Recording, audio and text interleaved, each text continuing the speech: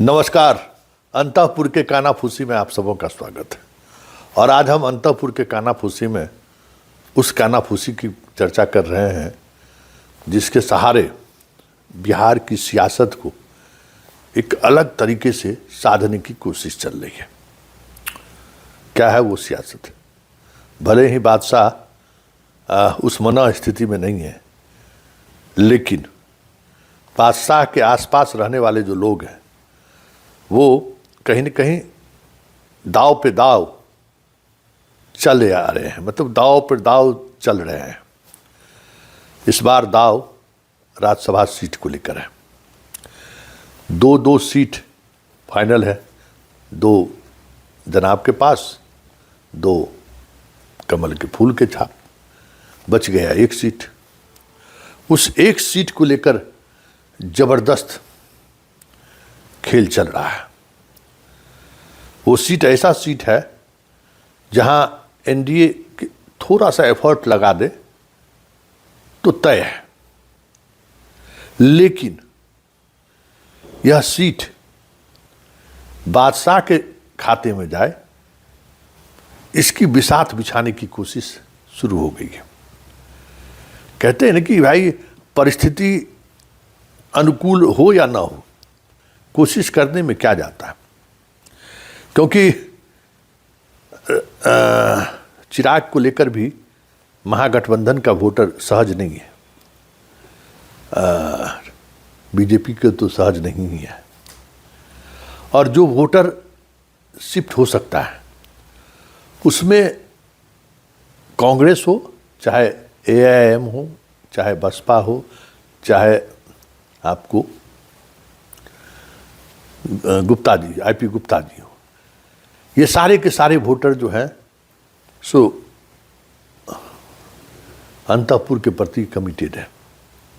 वो आज भी उस स्थिति में भी उसकी कोशिश यही है कि हम इनके करीब आए।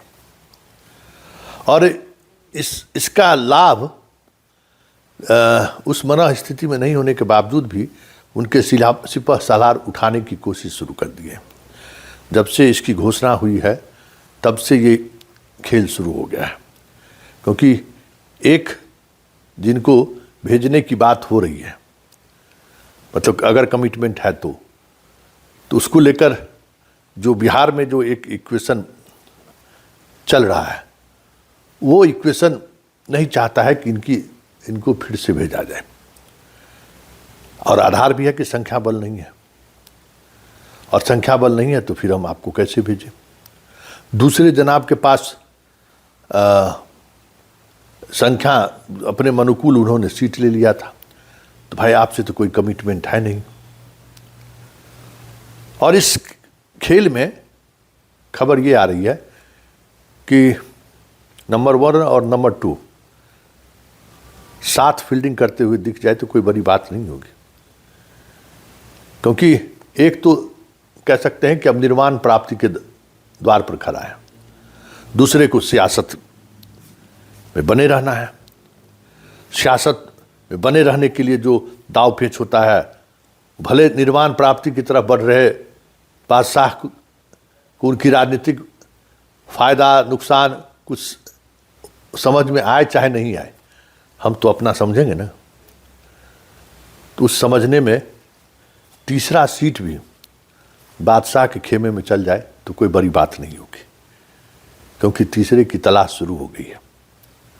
और ये तय हो गया है कि इस तरफ से संख्या बल को पूरा करने के लिए जिस एफर्ट की ज़रूरत है, वो या खरीद फरोख्त का ज़रूरत है या तोड़ फोड़ की ज़रूरत है, उसके लिए कमल के फूल का जो बिहार मॉडल है वो थोड़ा सहजता से नहीं ले रहा है। वैसे हस्तिनापुर की चाहत है कि एक संख्या राज्यसभा में बढ़ जाए तो बेहतर है, लेकिन हर जगह परमेंटेशन कम्बिनेशन है ना, हर जगह की सियासत का अलग अलग अंदाज है, अलग अलग समझदारी है, अलग अलग नैरेटिव है, अलग अलग सोच है, और अलग अलग चीज़ों को दे कि कैसे करना है इसकी समझ है। तो दिल्ली जरूर चाहेगा कि तीसरा सीट भी मेरा हो जाए, लेकिन बिहार जो है अंतःपुर तो नहीं ही चाह रहा है, बिहार भी चाह रहा है कि तीसरा सीट इधर से ही चला जाए तो बेहतर है। अब इस तीसरे सीट को लेकर लॉबिंग शुरू हो गई है। एक तो तय हो गया कि पत्रकार साहब 12 बरस रहे। अब 12 बरस किसी पत्रकार के लिए बहुत बड़ी उपलब्धि है। उपसभापति भी रहे तब अब उनको क्या चाहिए। तो ये बात अब चर्चा होनी शुरू हो गई है कि एक जो वर्तमान में एग्जिस्ट कर रहे हैं वो एक की विदाई तय है, बच गए दूसरे तो उनका जाना तय है, मंत्री हैं, तो 2 सीट चाहिए। तो उस 2 सीट पर लॉबिंग शुरू हो गया है। मनीष वर्मा उस गेम में कामयाब होते हुए दिख रहे हैं कि आरसीपी की अब फिलहाल मतलब ये जो नॉमिनेशन की प्रक्रिया शुरू होने वाली है उस दिन तक वापसी की संभावना ना के बराबर है, क्योंकि फरवरी में नोटिफिकेशन हो जाएगा, 6 तारीख से नॉमिनेशन शुरू हो जाएगा, तो इस बीच में आरसीपी की संभावनाएं कम होती जा रही है। तो मनीष वर्मा अपना वो जो उनकी जो वो सियासत चाह रहे थे उस सियासत में थोड़ा कंफर्ट स्थिति में पहुंच गए और आरसीपी नहीं है। यही देखिए, यही राजनीति तो समझने की जरूरत है। इसलिए हम कहते हैं कि आरसीपी नहीं आए, ये ललन सिंह भी चाहते हैं, संजय झा भी चाहते हैं, विजय चौधरी भी चाहते हैं, सम्राट चौधरी भी चाहते हैं। मतलब जदयू से लेके बीजेपी तक के लोग आरसीपी को लेकर असहज हैं। तो वो ना आए तो मनीष वर्मा थोड़ा कंफर्ट स्थिति में है। तो ये सारी चीज़ें जिस दिशा में बढ़ रही है, वही होता है ना कि कभी कभी गद्दी पर बैठा हुआ बादशाह उस काबिल ना है, ना हो, लेकिन परिस्थिति ऐसी बनती है कि सब कुछ बादशाह के अनुकूल होता चला जाता है। चुनाव ही देखिए ना, चुनाव में जिस तरीके से कैंपेन का दौर शुरू हुआ, एक दौर के बाद लगा कि लड़ाई में कोई है ही नहीं और रिजल्ट भी यही हुआ। तो उस दौर को समझिए, वो दौर वही दौर था जब लगने लगा था कि कहीं पब्लिक बादशाह के मनस्थिति को देखकर थोड़ा उनका कॉन्फिडेंस लूज नहीं करे। लेकिन है ना कि परिस्थिति ऐसी बनी, एक बारिश में बादशाह सड़क पर उतर गए, रातों रात चीज़ें बदल गई।